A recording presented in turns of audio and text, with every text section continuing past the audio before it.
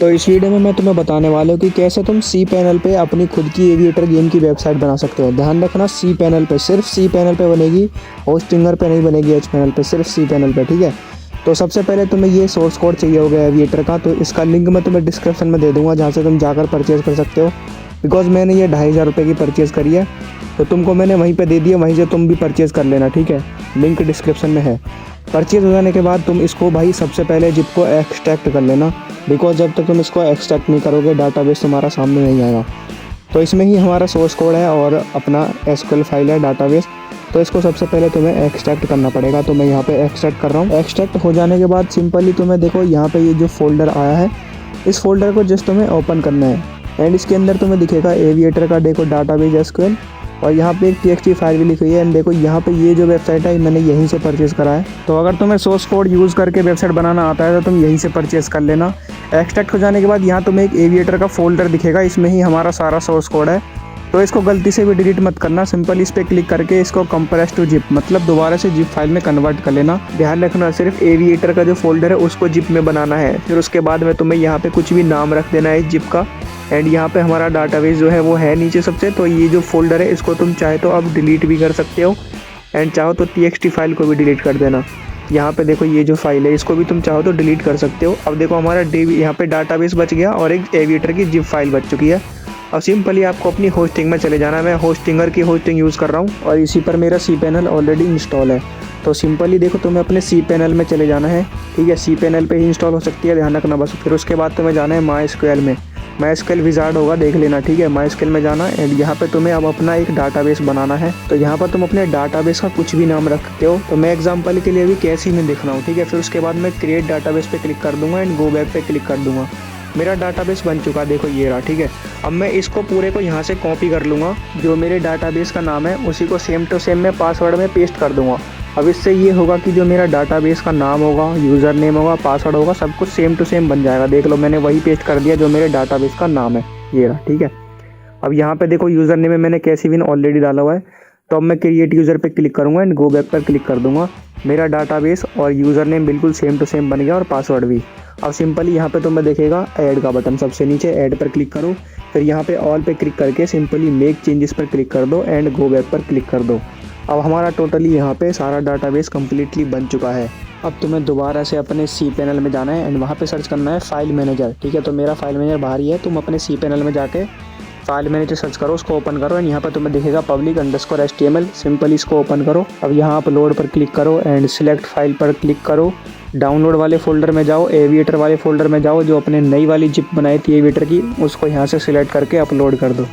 And जैसे ही ये upload हो जाएगी अब हमें इसको एक्सट्रैक्ट करना पड़ेगा। तो गो बैक करो एंड एविएटर पर क्लिक करो, राइट क्लिक एंड एक्सट्रैक्ट, फिर यहाँ पे एक्सट्रैक्ट फाइल। तो आपकी जो सारी सोर्स कोड की फाइल होंगी वो इस public_html वाले फोल्डर में आ जाएंगी। देखो यहाँ पे ये एक्सट्रैक्ट हो गई, क्लोज कर दो। अब ये जो एविएटर जिप है इसको तुम डिलीट कर दो, ठीक है। यहाँ से मैं इसको डिलीट कर रहा हूँ, ये लो। फिर इस एविएटर फोल्डर को ओपन करो, यहाँ सिलेक्ट ऑल पर क्लिक करो, फिर मूव पर क्लिक करो, मूव।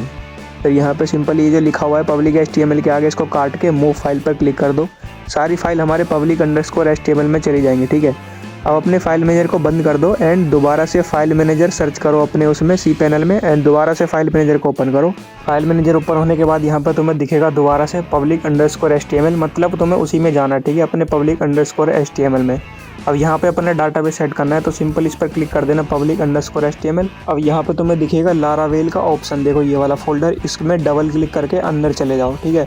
अब तुम्हें यहाँ पे देखो इधर की साइड में सेटिंग्स दिख रही है, इस पर क्लिक करो, ये सेटिंग्स। फिर यहाँ तुम्हें दिखेगा शो हिडन फाइल्स, इसको करके सेव कर दो। अब तुम्हें यहाँ पे एक फाइल शो होगी env करके, ठीक है, ये वाली .env। तो सिंपली इस पर तुम्हें राइट क्लिक करना है एंड यहाँ पे तुम्हें दिखेगा एडिट का ऑप्शन, इस पर क्लिक करो। फिर यहाँ एडिट का ऑप्शन है, इस पर क्लिक कर दो। अब तुम्हें यहाँ पे अपने डाटाबेस और अपनी जो डोमेन नेम है वो लगानी पड़ेगी। तो देखो अगर यहाँ पे कोडिंग में जरा भी दिक्कत या गड़बड़ होगी ना तो तुम्हारी सारी स्क्रिप्ट बेकार हो जाएगी।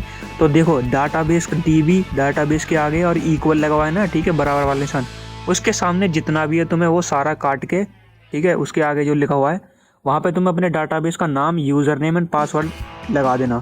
मैंने स्टार्टिंग में सेम पासवर्ड और यूज़र नेम और डाटाबेस इसीलिए बनवाया था ताकि तुम यहाँ पे इसको सेम टू सेम डाल सको। देखो मैंने यहाँ पे सेम टू सेम डाला है, ठीक है, स्टार्टिंग में बताया था ना सेम टू सेम डालने के लिए, इसीलिए। और ये सब चीज़ डल जाने के बाद यहाँ पे तुम्हें दिखेगा, देखो ऐप URL, ठीक है, ये वाला HTTPS से आगे यहाँ पे तुम्हें अपना डोमेन नेम डाल देना है, जो भी तुम्हारी वेबसाइट का नाम है, जिस भी वेबसाइट पर तुम एविएटर गेम को सेटअप कर रहे हो, ठीक है। तो मैं सिंपली देखो यहाँ पे इसको हटाऊंगा, मैं डाल दूंगा caseyvin.com। तो तुम्हें यहाँ पे अपना डोमेन नेम डाल देना है, जो भी तुम्हारा डोमेन नेम है, जिस भी डोमेन नेम पे तुम अपनी वेबसाइट बना रहे हो, एंड सेव चेंजेस पर क्लिक कर देना है। बस अब अपने फाइल मैनेजर को बंद कर दो। अब दोबारा से अपने cPanel में जाओ एंड वहाँ पे तुम्हें दिखेगा phpMyAdmin, वरना तुम सर्च कर लेना phpMyAdmin एंड उसको ओपन करो। फिर यहाँ पे तुम्हें जो अपना डाटाबेस बनाया है उस पर क्लिक करो। तो यहाँ तुम्हें दिखेगा इंपोर्ट, सिंपली इंपोर्ट पर क्लिक करो एंड यहाँ पे चूज़ फाइल पर क्लिक करो एंड ये जो डाटाबेस है ना, aviator DB database SQL file, उसको सिंपली सिलेक्ट करके सबसे नीचे जाकर इंपोर्ट पर क्लिक कर दो एंड जितनी भी रो होंगी आपका डाटाबेस यहाँ पे इंपोर्ट हो जाएगा। बस दैट्स ऑल। अब यहाँ पे हमारी वेबसाइट बन के तैयार हो चुकी है। अब अपना डोमेन सर्च करो। मैंने यहाँ पे देखो डोमेन सर्च करा एंड यहाँ पर अपनी वेबसाइट पूरी बन के तैयार हो चुकी है, as you can see. And यहाँ पे देखो रजिस्टर एंड लॉगिन का दोनों का ऑप्शन आ रखा है एंड यहाँ पे सारे ऑप्शन परफेक्टली वर्क कर रहे हैं। बाई चांस अगर तुम्हारी वेबसाइट वर्क नहीं करती है, कहीं पे एरर दिखा देती है, तो सिंपली देखो उसका भी पहले ही सोल्यूशन बताता हूँ। तुम्हें अपने cPanel में जाना है एंड यहाँ पे सर्च करना है PHP। यहाँ पे तुम्हें दिखेगा दूसरे नंबर पर सिलेक्ट PHP वर्जन, इस पर क्लिक कर दो एंड यहाँ से तुम्हें जो अपने PHP का वर्जन है वो 8.1 पे सिलेक्ट कर देना। देखो यहाँ पे सिलेक्ट करना एंड सबसे नीचे तुम्हें दिखेगा 8.1 करंट वर्जन जो चल रहा है वही तुम्हें सिलेक्ट करना है। यहाँ पे दिखेगा GMP, इस पर क्लिक कर देना अगर ये इनेबल ना हो। बस ये दो काम तुम्हें करने हैं एंड तुम्हारी वेबसाइट परफेक्टली वर्क करेगी और भागेगी दौड़ेगी, अच्छे से चलेगी। एंड अभी तुम यहाँ पे देख सकते हो ये तुम्हारे मोबाइल पे भी परफेक्टली वर्क करेगी। और तुम्हें मैं एडमिन पैनल की बताता हूँ। अपने डोमेन के आगे सिंपली एडमिन लिख देना एंड यहाँ पे तुम्हें दोनों जगह पे देखो यूजर नेम एंड पासवर्ड में तुम्हें एडमिन सेट कर देना है, लिख देना है तुम्हें एडमिन पैनल लॉगिन करने के लिए सिंपली, ठीक है, और सक्सेस पे क्लिक कर देना एंड यहाँ पे जो तुम्हारा लॉगिन हो जाएगा, ठीक है। एंड यहाँ से तुम अपना बैंक अकाउंट, ठीक है, जो भी तुम्हें अपनी डिटेल ऐड करनी है, बिकॉज भाई जो पैसा आएगा वो तुम अपने बैंक में ही तो लेना चाहोगे, तो यहाँ से तुम सारी डिटेल बाकी ऐड कर लेना, ठीक है। बाकी बात करेंगे तो भाई एकदम वेबसाइट मोबाइल पे परफेक्टली वर्क करती है, प्योरली एकदम, ठीक है, बढ़िया काम करेगी। एंड अगर किसी को ये वेबसाइट बनाने में दिक्कत आती है तो तुम मुझसे कांटेक्ट कर सकते हो, मैं तुम्हें ये वेबसाइट बना कर दे दूंगा, लेकिन उसका भाई एक्स्ट्रा चार्ज लगता है, ध्यान रखना जब मैं बनाऊंगा, वरना तुम सोर्स कोड परचेज करो, खुद से बना लो, ठीक है। वरना तुम भाई अगर ज़्यादा ही ज़रूरत पड़ रही है तो तुम मेरे से बनवा सकते हो। चलो मिलते हैं नई वीडियो में, बाय बाय।